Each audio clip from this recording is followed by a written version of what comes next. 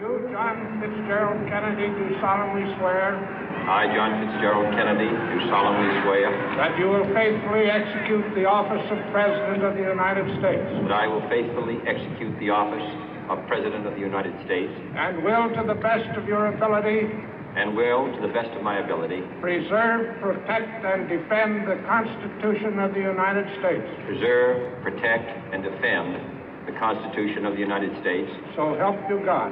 So help me God.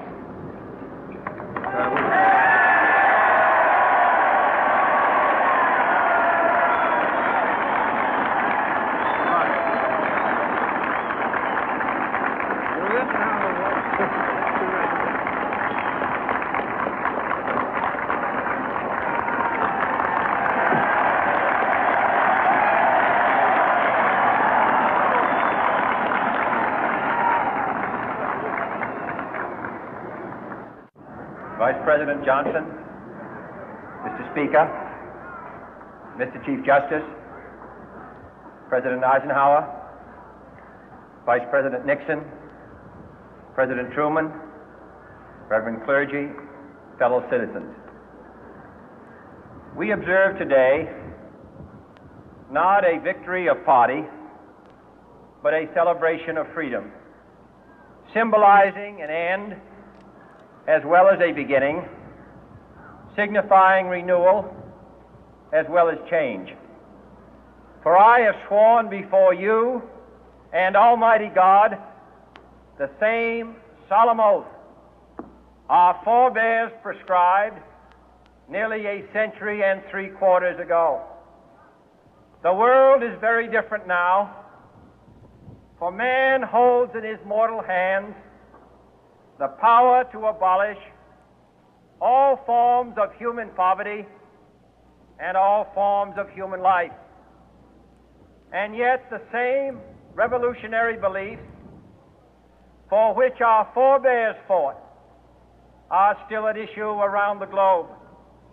The belief that the rights of man come not from the generosity of the state, but from the hand of God.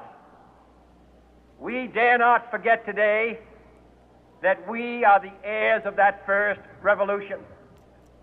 Let the word go forth from this time and place to friend and foe alike that the torch has been passed to a new generation of Americans born in this century, tempered by war, disciplined by a hard and bitter peace, proud of our ancient heritage, and unwilling to witness or permit the slow undoing of those human rights to which this nation has always been committed and to which we are committed today at home and around the world.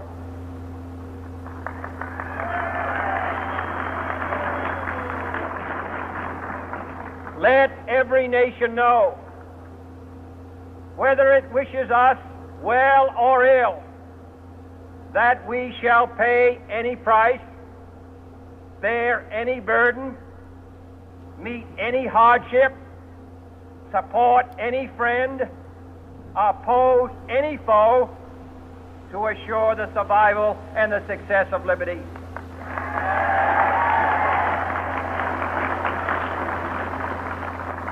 This much we pledge and more. To those old allies whose cultural and spiritual origins we share, we pledge the loyalty of faithful friends. United, there is little we cannot do in a host of cooperative ventures. Divided, there is little we can do, for we dare not meet a powerful challenge at odds and split asunder. To those new states whom we welcome to the ranks of the free, we pledge our word that one form of colonial control shall not have passed away merely to be replaced by a far more iron tyranny. We shall not always expect to find them supporting our view, but we shall always hope to find them strongly supporting their own freedom, and to remember that in the past, those who foolishly sought power by riding the back of the tiger ended up inside.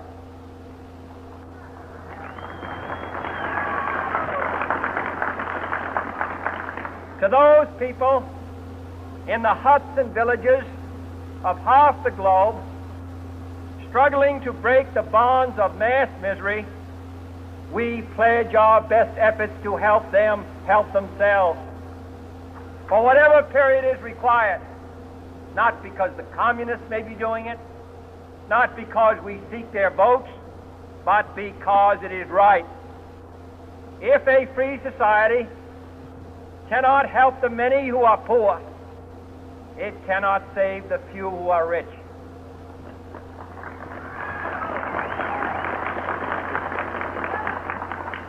To our sister republics south of our border, we offer a special pledge to convert our good words into good deeds, in a new alliance for progress, to assist free men and free governments in casting off the chains of poverty. But this peaceful revolution of hope cannot become the prey of hostile powers. Let all our neighbors know that we shall join with them to oppose aggression or subversion anywhere in the Americas. And let every other power know that this hemisphere intends to remain the master of its own house.